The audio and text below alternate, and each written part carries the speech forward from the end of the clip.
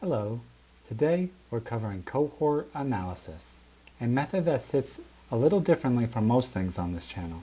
It's not a survey, not an interview, not an experiment. It's an analytical framework for understanding how groups of customers behave over time. And the central question it answers is one that every subscription business, app, and loyalty program needs to answer. Are the customers you're acquiring actually staying? By the end, you'll know how to read a cohort table, what the numbers are telling you, and what to think about it. Let's start with the problem. Here's the problem with how most businesses track retention. They look at averages. Our monthly retention rate is 45%. That sounds like one number with one meaning, but it can hide an enormous range of underlying reality. You could have some customer groups retaining at 70% and others at 20%, and the average would tell you 45% and nothing else. You never know that one of your cohorts is churning catastrophically or that another is performing far better than expected. Averages obscure the trends that actually tell you what to do. Cohort analysis reveals them. The core idea is a simple shift in how you organize the data. Group customers by when they started, and then track what they do. Instead of looking at all your customers as one undifferentiated mass, you separate them into groups based on when they joined. The January group, the February group, the March group, and follow each group over time. When you do that, patterns that were invisible in the averages suddenly become obvious. Trends emerge. Inflection points appear. The story in the data becomes readable. Cohort analysis is a method that groups customers by a shared starting point, most commonly the month they first signed up or made their first purchase, and tracks their behavior over time to understand retention, engagement, and lifetime value. Retention in this context just means the percentage of customers who keep coming back after their first visit or purchase. The output is a cohort table, a grid that turns your retention data from a single flat number into a story about who's staying, who's leaving, and when. Before we go any further, let's be precise about what a cohort actually is. A cohort is simply a group of customers who share a common starting point. The most common type is an acquisition cohort, grouped by the month someone first signed up or made their first purchase. For PulseApp, an example from a previous video, the January cohort is everyone who became a subscriber in January. The February cohort is everyone who joined in February. March, April, and so on. Every customer belongs to exactly one acquisition cohort, and from the moment they join, you start tracking what they do over time. Let's put this into practice. PulseApp launched a significant product update in March, improved onboarding, a new workout tracker feature, and a redesigned home screen. The team believes the update should improve retention, but they need data to confirm it. The question, are customers acquired after the March update actually retained better than the customers acquired before it? This is exactly the kind of question cohort analysis was built for, because the update is a specific event in time, and cohorts give you a before and after comparison along a timeline. The output of cohort analysis is the retention table, and it's worth spending a few moments just understanding its structure before we fill it in. The rows are cohorts: January, February, March, April. The columns are time periods: month 0, month 1, month 2, month 3, and so on, representing how many months have passed since each customer joins. Each cell in the table will hold a percentage, the share of that cohort still active at that point in time.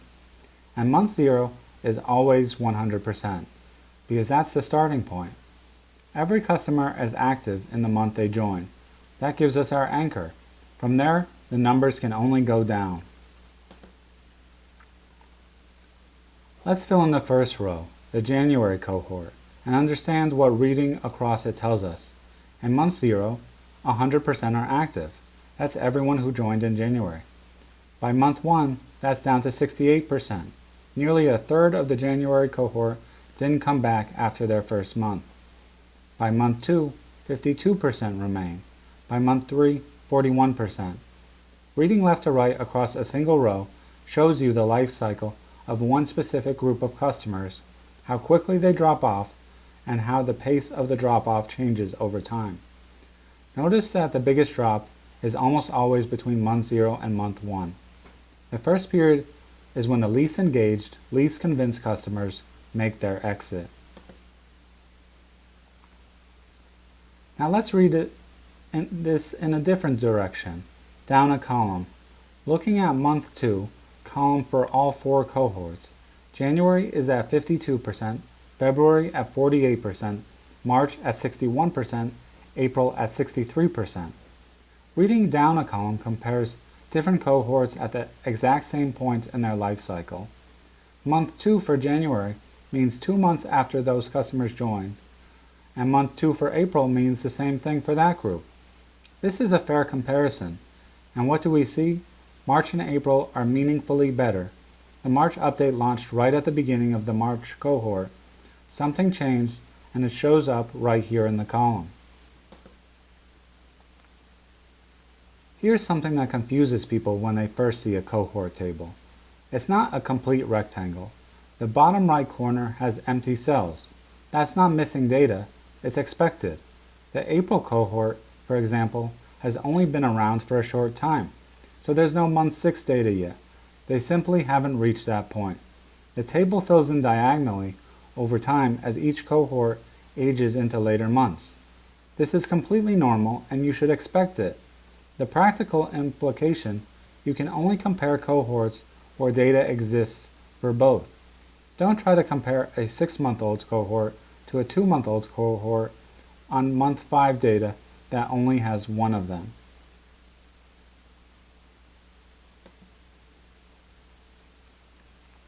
Here's where cohort analysis gets really interesting. It's not just about the numbers, it's about the shape of the drop-off curve. 3 shapes appear most often, and each tells you a different story. A steep early drop-off followed by a flat line. Most customers leave fast, but those who stay are highly loyal. The product has found its true fans. The challenge is activating people faster before they leave.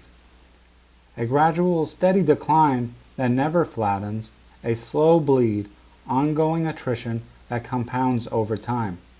Something is quietly eroding satisfaction month after month, and a flat line that barely moves. Exceptional retention. Customers are staying. Something is working very well, and protecting it is the priority.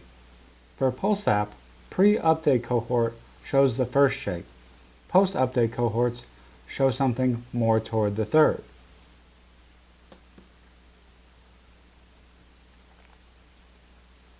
The cohorts we've been discussing, grouped by the month someone joined, are acquisition cohorts, and they're the most common type. But there's a second type worth knowing, behavioral cohorts. Instead of grouping customers by when they joined, you group them by something they did. For PulseApp, that might be customers who used the new workout tracker feature in the first month versus customers who didn't. Then you track retention for both groups. If the group that used the feature retains at 65% and the group that didn't retains at 38%, you have strong evidence that the feature drives loyalty, and that getting more people to use it early should be a priority. Behavioral cohorts are more advanced, but they're one of the most powerful analytical tools available for product decisions. To run cohort analysis, you need 3 things for every customer: a customer ID, a consistent identifier that lets you follow the same person across multiple time periods, a start date, the date they signed up or made their first purchase, which determines which cohort they belong to, and activity dates, a record of every subsequent time they logged in, purchased, or otherwise engaged. The data comes from product analytic tools, CRM systems, or subscription management platforms.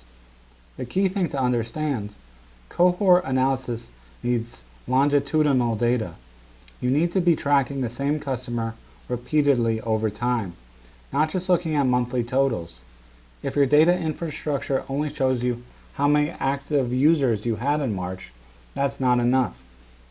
You need to know which specific users were active so you can follow them into April, May, and June. Here's the full Pulse app cohort table. January cohort, 100%, 68, 52, 41. February, 100%, 65, 48, 38. Then March, 100, 71, 61, and 50. April, 100, 74, 63, and too early for month 3. The heat map makes the story visible immediately. The pre-update cohorts run amber to red as the months go by. The post-update cohorts stay green for longer. 2 findings emerge clearly. First, the update worked. Post-update cohorts retain meaningfully better at month 2 and 3. Second, month 1 retention is still dropping sharply across all cohorts. 68%, 65, 71, 74. Even the best of those is losing a quarter of customers in the first months.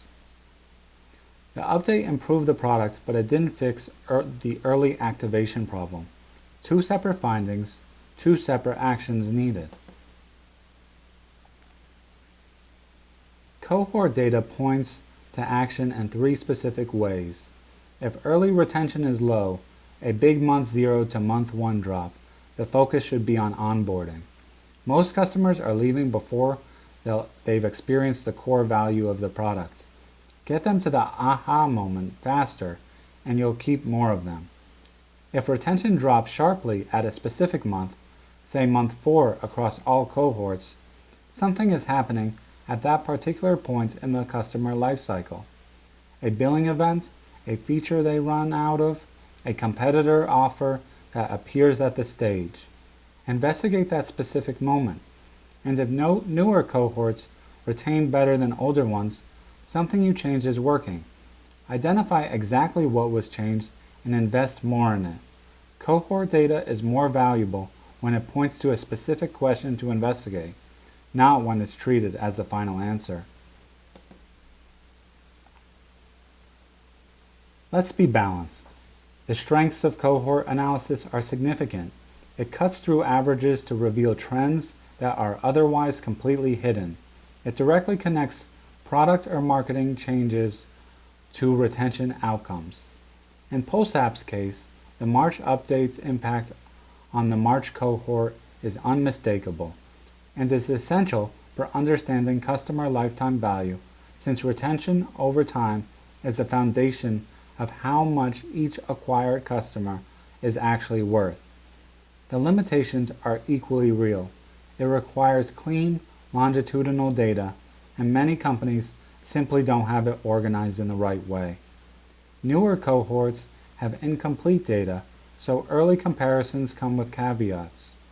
And correlation isn't causation. The March cohort might retain better because the product improved, or it might retain better because the March marketing campaign attracted a higher quality customer. You need additional context to tell the difference. 6 things to take with you. Group customers by their start date. That's your cohort, and the starting point for everything. Read across rows to see how one specific cohort behaves as it ages over time. Read down columns to compare different cohorts at the exact same life cycle stage. That's the fair comparison. Pay as much attention to the shape of the drop-off as to the specific numbers. The shape tells you what kind of problem you have. Look for where cohorts diverge from each other. That's where something in the product or acquisition channel changed. and use cohort analysis to connect product decisions directly to retention outcomes. It's the clearest way to see whether something you changed actually worked. Thank you for watching.